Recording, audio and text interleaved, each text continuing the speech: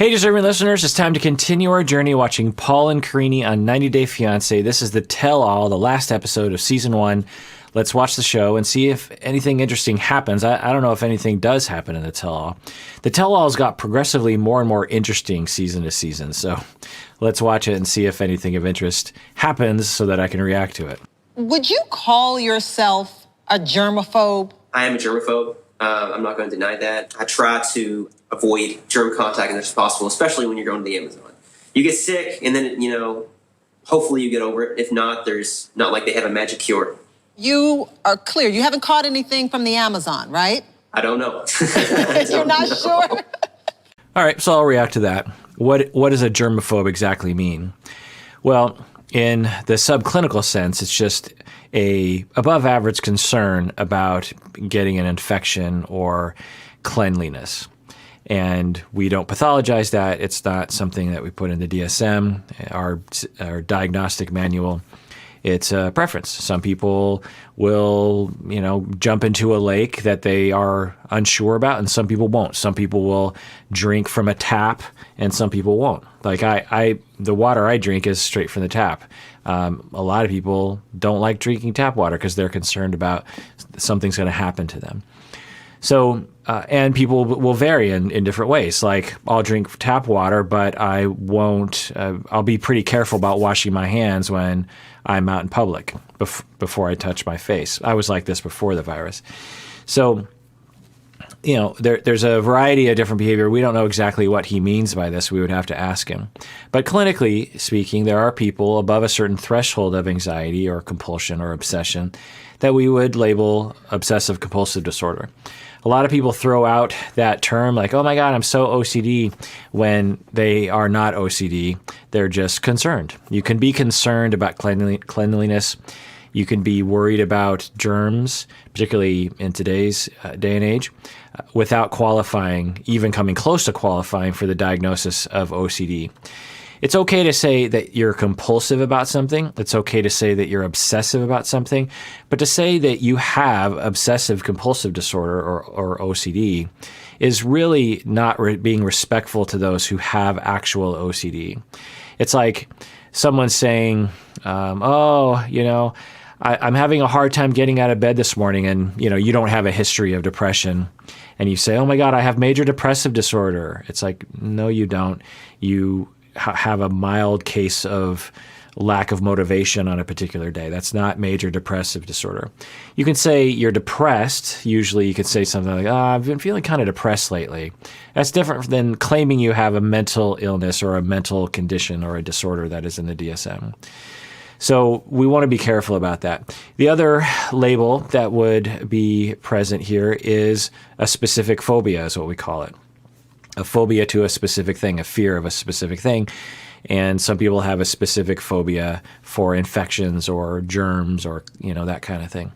So those are the clinical labels that there's other labels, but those are the main ones. I don't know if he actually suffers from. He didn't seem like it when he was in Brazil. We didn't see every behavior, obviously, but if someone had a full-blown case of OCD, they probably wouldn't have even gone on that trip. If someone had a specific phobia of a certain degree about cleanliness or having things be, safe in terms of infection and mosquitoes or something, he probably wouldn't have gone. So the fact that he went and he seemed to be coping okay. Now, we had to have all these accoutrements to manage it, but, he did it. So I'm guessing he doesn't qualify for the full diagnosis. But, who knows? Maybe he has to take medication for it. Who knows? We didn't get any details. But I'm trying to react to I'm guessing I'm not going to get a lot to react to in this episode. So that's what I'll say about that. Let's continue watching. They say you can never be too careful when visiting a foreign country, but Paul took this to a whole different level. Let's take a look at some extreme measures he took in Brazil.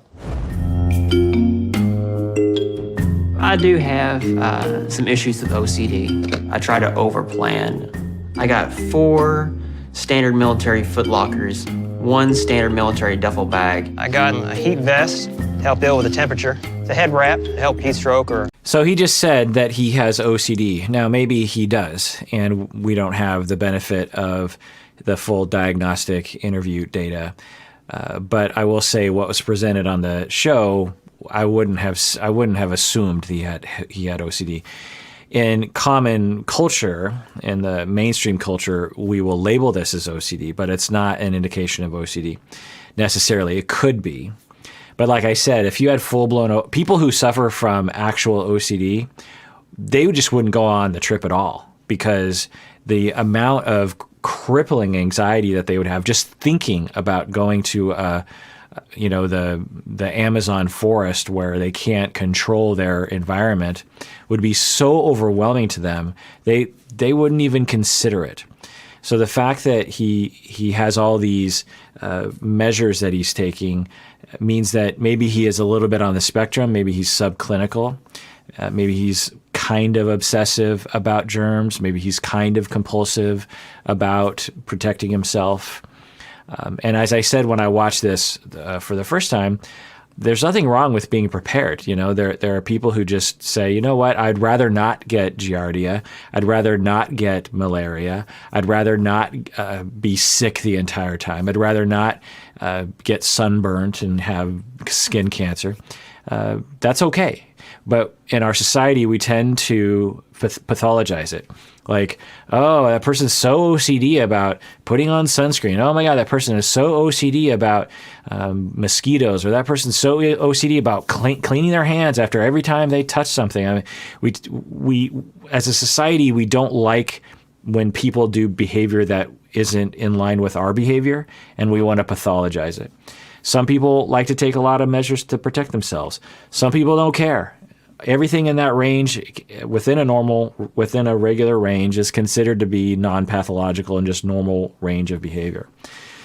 So now he says he has OCD, but I wonder if he's just saying that in the slang term. I don't know. Heat exhaustion. Various types of water filters. Better to have it and not need it than not have it. She is pretty hard to resist being as beautiful as she is. But I'd rather not be intimate with Greenie until she gets an STD and pregnancy test. The travel doctor warned me. Okay, now that I have a problem with. The show is editing this in such a way that they're basically equating his request for an STI test with a comical overconcern with cleanliness. That is not a comical overconcern. Everyone should regularly get tested for STIs. I think we all understand that it's important not to spread infections through a population, right? And sometimes you can be asymptomatic. So you should get regular checkups. If you're sexually active with, more than one person, and you can't really say for sure if that person doesn't have an infection, then you want to get regularly tested.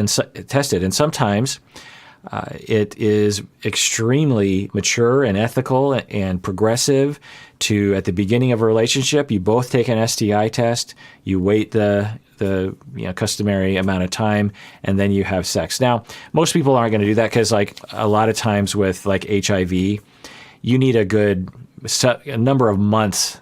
You take the test, and you could actually have the infection, but it won't show up on the test for a number of months. At least that's the last I remember learning. Maybe it's changed. But the point is that a lot of people don't go through the full battery of tests every time they engage in a new relationship. But we could all say that in the future time, imagine a future where 50 years from now, 100 years from now, where from home, and this was the whole Elizabeth Holmes thing. We did a whole deep dive on her for this episode a couple years ago, but that was her device, if you're familiar. Anyway, imagine 100 years from now, you have a device in the home that you can just like put your hand over and test any infection, any and all infections, or if various different health issues are happening in your body. We can imagine a future like that happening, whether it's in 100 years or 1,000 years, who knows, but that'll happen. And it would make sense that you go on a date and you're like, hey, let's get naked and roll around, and you have a portable machine. You'd be like, okay, both people test themselves. Okay, we're clean. Let's go for it. Or we both have the same STIs. Doesn't matter. Let's go for it. I don't know if that's advisable, but I hope you get my point. So we can all agree that that would be a good idea, right? Well, we have the capability kind of to do that now, and so it's a very responsible thing to do. Now, the show could take issue with Paul imposing it on her and not taking the test himself. He did say it had been 10 years since he had had sexual contact with another person. That doesn't mean he doesn't have an STI, but you could criticize him.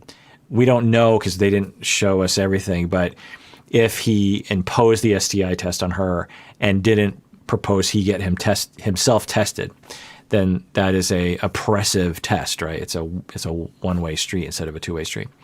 So you could have a criticism there potentially. I don't know all the details on that. But to equate the STI test with the comical over-preparedness or the comical concern that he has with this lake water that's about to come out, I find to be not cool. I mean, it's almost stigmatizing getting tested for an STI. That is not a good idea to do. Anyway, let's rewind that and watch it again. Various types of water filters. Better to have it and not need it than not have it. She is pretty hard to resist being as beautiful as she is. But I'd rather not be intimate with Karine until she gets an STD and pregnancy test. The travel doctor warned me not to drink or swim in any untreated water. And I had this little penis, I guess like a sheath protection bag. And I put a condom on, have that to hold that on. I definitely don't want nothing swimming at my penis. I mean, that is comical. Apparently it's a thing. And I remember hearing about this. I never knew if it was rumor or not, but apparently his physician told him to do this. So he's going to put 2 layers of protection to protect him. Yeah, it's comical. There's nothing wrong with laughing about that. Having said that, if that's what you're supposed to do to protect yourself, then why not do it, right? We tend to stigmatize people who take precaution.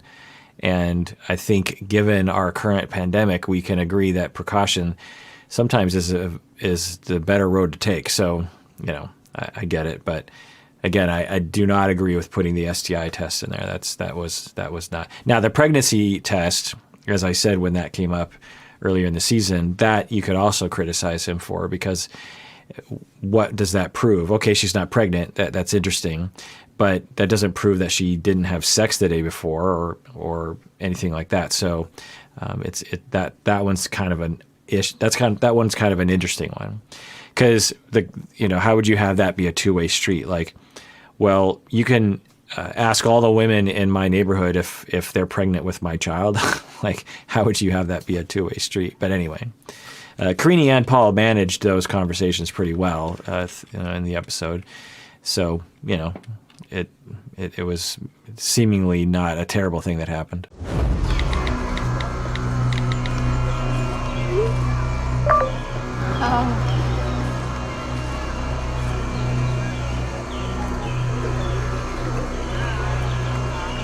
I have a lengthy criminal record. I've been in jail, I've been in prison. She doesn't deserve damaged goods. It's not fair to her. Okay? I'm sorry. My vandal. So yeah, odd behavior. The hypothesis I had, there were several that I had during this episode. The one I was going with as seemingly the most accurate was that he has a defective schema, meaning that it's a pervasive part of his personality, a deep, deep assumption that he is deeply defective and unlovable, and that when he revealed the criminal past to her, it triggered that in him, and one of the ways that he deals with it is just to run. And I wondered if, as a younger child, if this is one of the only ways he could really protect himself from shame or abuse or something was just to run and hide. It seems like a regressive thing to do. You could imagine a 4-year-old doing that, right? That when they're very scared, they might run and hide behind mom, or they might put their head underneath the pillows to hide themselves. And when we have repetitive abuse growing up, and because he's talked about he's dealt with hostility his entire life, then we tend to retain these childhood defenses, and it'll look very strange in an adult. We all have them, by the way. and some of us more than others, and some of us have more particular ones than others. So let's see what they have to say, because I'm curious what the two of them will say as they watch this clip.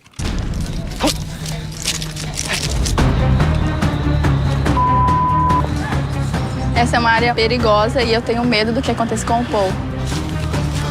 Paul! No! Karine does not deserve to have someone like me around her. It's just not going to work. O que está acontecendo?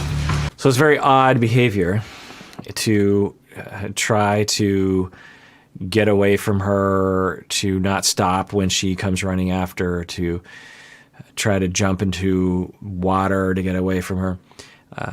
As she says, it doesn't matter to me that you went to prison. I still love you. For him to say, yeah, whatever, and I'm going to run away. It's particular. It's interesting. Anyway, I'm really curious what he has to say in reflection to this. Ok. Você que sabe, eu não vou mais fazer isso. Celular! Down, filha da puta! Vamos, escapar! Obrigada, eu não vou ficar aqui. Yeah, just frightening to be, I flinched watching it. That someone with a machete just like, oh my God, don't hit me. God, it's just awful. Ai, meu Deus! Ai, meu Deus! Eu quero ir embora. Eu decidi que eu não vou ficar mais com o Paul.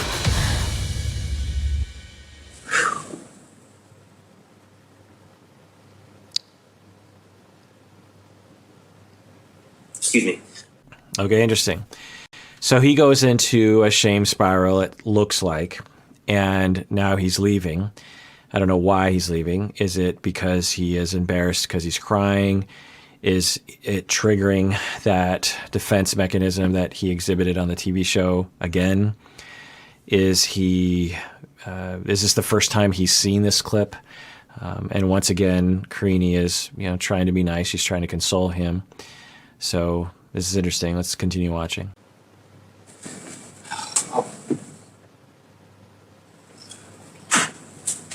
Paul, are you okay? Here, do you want to take a drink of water? I'm sorry.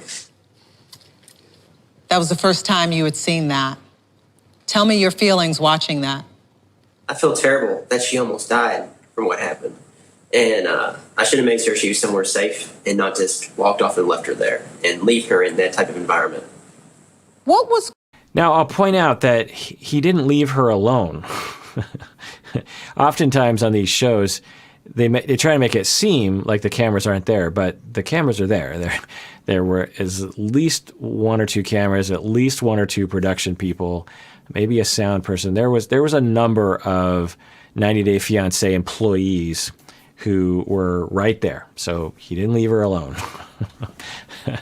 Now, he could be apologetic for leaving her and hurting her feelings, but he didn't leave her alone. Going on in your mind? It seemed like such an extreme reaction after you told Karine about your criminal past, when you ran off and it seemed as though you were about to jump into this river. Can you tell us what made you react that way? I felt like I was going to hold her back, besides the language barrier, but the criminal record. So it was a huge emotional moment for me, and I wish I would handle it differently. Unfortunately, I can't go back in time and change it. The fact that she could have died, Okay, so once again, Paul is apologetic, which is great, but there doesn't seem to be insight into the underlying foundation for the behavior. Sean asked a really good question. She's like, so can you explain why you did this? And he gives a brief answer that probably is accurate, that he's ashamed of his past, and he is saying to himself, she doesn't deserve me. Okay, so sounds like that matches up what was happening, but what's the deeper explanation there? Because of the abuse I went through growing up, because of this schema that I have, because I have this false notion in my personality that I'm deeply defective. something or some layperson version of that explanation. I'm worried about him and what's going on there because when you don't have deeper insight into what's happening, you're much more likely to have it triggered and to repeat the defensive structure. He's going to what a lot of people do on this show, which is, I'm just going to shame myself and I'm just not going to do it ever again. Married at First Sight, people do this as well. I'm ashamed of myself. I'm really sorry. I'm gonna white knuckle it. I'm just gonna grab the wheel and I'm just gonna white knuckle it. I'm gonna use my willpower and I realize it was a bad thing and I'm never gonna do it again. Just self-flagellation. That never works. It just doesn't work. What does work is therapy and getting to know who you are so you can have power over yourself. When you know yourself better, you can start to make differentiated choices. And then when you heal from your traumas so that you don't have the emotional reactivity in the moment anyway. So I worry about future seasons and this being touched upon again. Maybe it doesn't, but we'll find out together. Now, Karine, did you ask Paul to take an STD test? Eu pedi isso dele. Eu pedi para ele trazer o teste, todos os testes dele, mas ele não trouxe. So she did. She asked for him to bring the test results back, and he didn't do it though. He didn't bring it. Paul, you didn't bring your test results back and show Karine what they were? We looked at the phone together. Remember? I did take a test. It was very nerve-wracking for me to get in. Okay, so at first we're like, hey, Paul, a two-way street. And then he says, no, I did. And then now Karine seems skeptical. Interesting. I asked her to do it, so it was only fair that we both did it. Can you tell us what your results were? They were all negative. Good, only fair. The goal is that we originally talked about would be we both have permanent visas in each other's country and maybe eventually dual citizenships where we can split time in both countries. So neither one of us have to give up our family and friends. So I got 90 days figured out. So there's something interesting about the way Paul exhibits emotion on his face.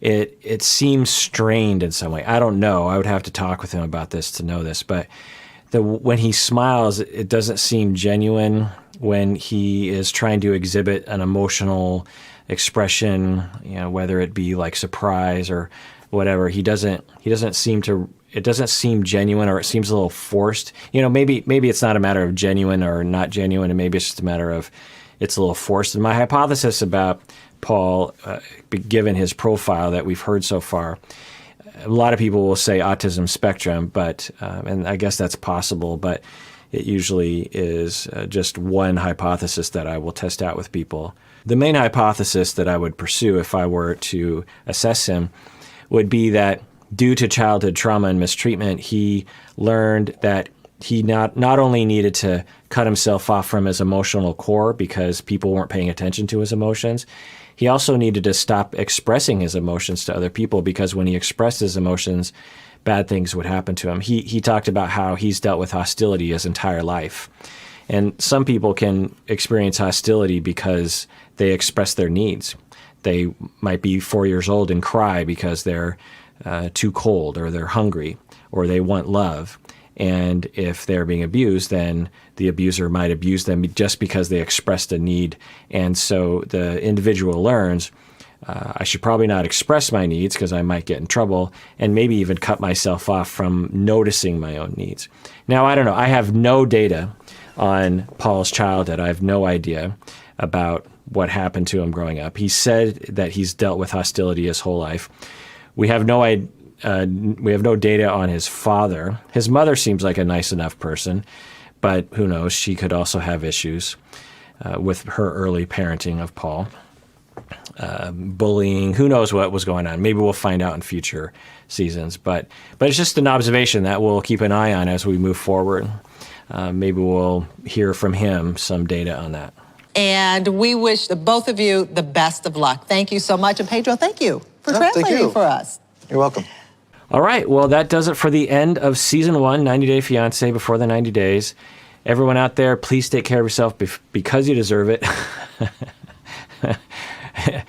You really, really do. Sometimes I don't speak right.